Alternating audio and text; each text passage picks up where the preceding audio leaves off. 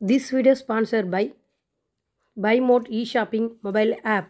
என்னோட வீடியோஸ் உங்களுக்கு பிடிச்சிருந்தா சப்ஸ்கிரைப் பண்ணி லைக் பண்ணி சப்போர்ட் பண்ணுங்கள் ஃப்ரெண்ட்ஸ். இப்போ நம்ம எதை பற்றி பார்க்க போகிறோன்னு பார்த்தீங்கன்னா கெண்டை மீன், ஆற்றுல பிடிக்கிற கெண்டை மீன் பற்றி நம்ம பார்க்க போகிறோம். கெண்டை மீன் குழம்பு தான் வைக்க போகிறோம். வாங்க ஃப்ரெண்ட்ஸ். இப்போது ஒரு சட்டி எடுத்துக்கிறோம், மண் சட்டி. அந்த மண் சட்டியில் பார்த்தீங்கன்னா நம்ம எண்ணெய் ஊற்றி எண்ணெய் நல்லா காயும் பொழுது அந்த எண்ணெயில் நம்ம என்னென்ன போட போகிறோம்னு பார்த்தீங்கன்னா கடுகு வந்து சிறிதளவு கொஞ்சமாக கடுகு போட்டுக்கிறோம். நெக்ஸ்ட்டு அப்புறம் என்னென்னு பார்த்தீங்கன்னாக்கா நம்ம அடுத்தது சீரகம் போடுறோம். சீரகம் போட்டதுக்கப்புறமா நல்லா அது லைட்டாக பொரியிற ஸ்டேஜுக்கு நீங்கள் என்ன பண்ணணுன்னு பார்த்தீங்கன்னா லைட்டாக வெந்தயம் போடுங்க. வெந்தயம் வந்து எதுக்காகன்னு சொன்னால் சும்மா லைட்டாக போடணும், நிறைய போடக்கூடாது, அப்புறம் கசப்பு தெரியும். லைட்டாக ஒரு 4-5 வெந்தயம் மட்டும் போடுங்க. அதுக்கப்புறம் பார்த்தீங்கன்னா வேறு என்ன இது ஆட் பண்ண போகிறோம் அப்படின்னு பார்த்தீங்கன்னா வடகம் வந்து நீங்கள் உங்கள்கிட்ட வீட்டில் செஞ்சது இருந்தாலும் சரி, அப்படி இல்லைனா எல்லா டிபார்ட்மெண்ட் ஸ்டோரு நார்மல் மளிகை ஸ்டோர்லேயே வந்து இருக்குது.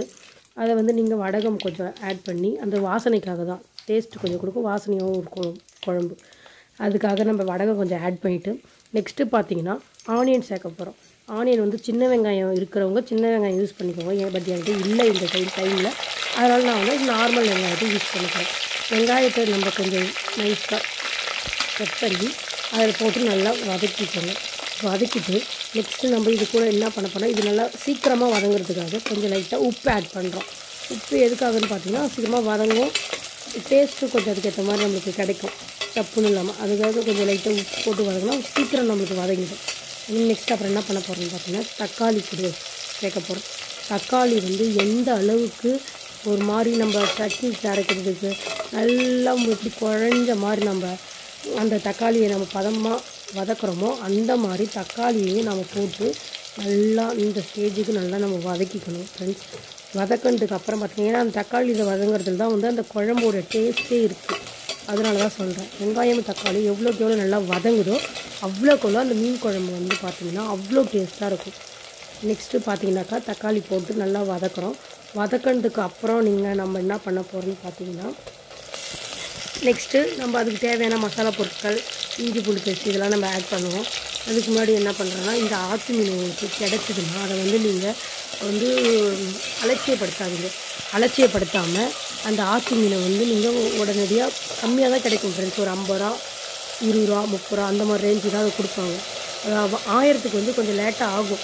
பட் நீங்கள் ஆனால் வந்து அதை வந்து நீங்கள் பரவாயில்லன்னு வாங்கி சாப்பிடுங்க. அவ்வளோ சுற்றி ஃப்ரெண்ட்ஸ் அந்த மீன் எப்பயாவது ஒன்ஸ் சாப்பிட்லாம், ரொம்ப நல்லது கிடைச்சா. நெக்ஸ்ட்டு பார்த்தீங்கன்னா நான் வெங்காயத்தையே கொஞ்சம் வெங்காயமும் பூண்டும் மிக்சியில் நல்லா அரைச்சி வச்சுருந்தேன் ஃப்ரெண்ட்ஸ். அதை கொஞ்சம் ஆட் பண்ணி நல்லா பச்சை வாசனை போகிற வரைக்கும் வதக்கிக்கிறேன்.